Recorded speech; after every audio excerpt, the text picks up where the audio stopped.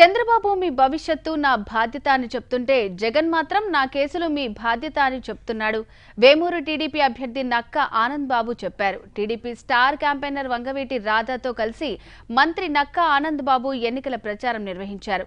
వంగవీటి రాధా మాట్లాడుతూ వైఎస్ఆర్సీపీకి ఓటు వేస్తే అభివృద్ధి కుంటుపడుతుందని, ఈ ప్రాంతానికి మంత్రిగా ఉండి అన్ని విధాల అభివృద్ధి చేస్తున్న నక్క ఆనంద్ బాబుకి అత్యధిక మెజార్టీతో గెలిపించాలని కోరారు. ప్రతిపక్ష పార్టీ చెప్తా ఉంది ఇదంతా ఎన్నికల జిమ్మిక్ అని.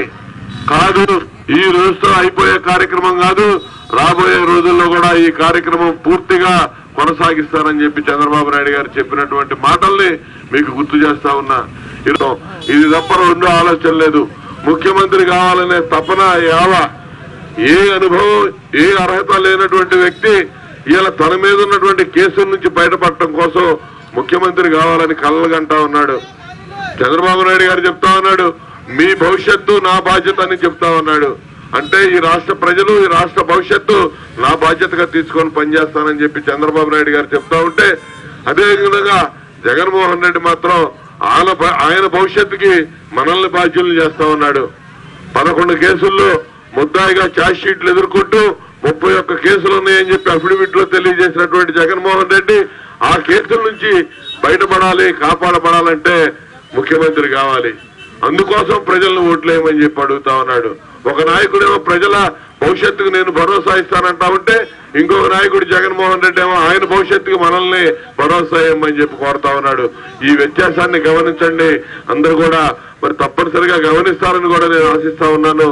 ఇటువంటి విద్రోహ శక్తులను దూరంగా ఉంచాల్సిన బాధ్యత విజ్ఞత కలిగినటువంటి ప్రజల మీద ఉందని చెప్పి ఈ సందర్భంగా తెలియజేస్తూ, శక్తి వంచన లేకుండా కృషి చేశా. ప్రభుత్వ కార్యక్రమాలు మీ ముంగిట తీసుకురావడానికి అన్ని రకాలుగా సహకరించానని చెప్పి ఈ సందర్భంగా తెలియజేస్తా ఉన్నా.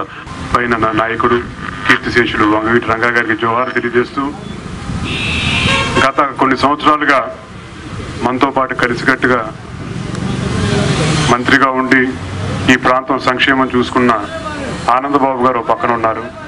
మరో పక్కన వైఎస్ఆర్ కాంగ్రెస్ పార్టీ జగన్మోహన్ రెడ్డి తరఫున పెట్టిన అభ్యర్థి ఉన్నాడు. మీరు పొరపాటును కానీ జగన్మోహన్ రెడ్డి నుంచో పెట్టిన అభ్యర్థికి వేస్తే వాళ్ళు 5 సంవత్సరాలు పనిచేస్తారో లేదో అనేది ఎవరికి తెలియదు. 5 సంవత్సరాలు పదవిలో ఉంటారో లేదో తెలియదు. జగన్మోహన్ రెడ్డి గారికి ఎప్పుడు బుద్ధి వస్తుందో తెలియదు.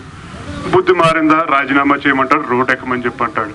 అలాంటి వాళ్ళకి మీరు ఓటు వేస్తారా అని చెప్పి మిమ్మల్ని అందరూ అడుగుతా ఉన్నాను. మనతో పాటు కష్టంలో అయినా సరే, గెలుపులో అయినా సరే మంత్రిగా ఉండి మనతో పాటు కలిసికట్టుగా ఉన్న ఆనందబాబు గారికి మనందరం మద్దతు ఇవ్వాలి. 11వ తారీఖు జరుగుతున్న ఎన్నికల్లో అందరు ప్రతి ఒక్కరు ఆలోచించండి. ఒక నియంత పరిపాలన కావాలా, ఒక అహంకార పరిపాలన కావాలా, లేదని చెప్పంటే రాష్ట్రం ముందుకెళ్తున్న దశలో ఒక అభివృద్ధి పరిపాలన కావాలని చెప్పని మిమ్మల్ని అందరూ ప్రతి ఒక్కరు ఆలోచించమని చెప్పని కోరుతూ ఉన్నాను.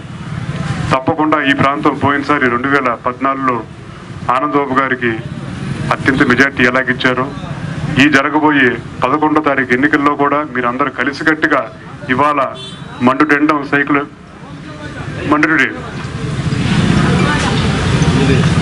ఎండ సైతం లెక్క చేయకుండా కార్యకర్తలు ఇవాళ జెండాలు పట్టుకుని ఎలా తిరుగుతూ ఉన్నారు.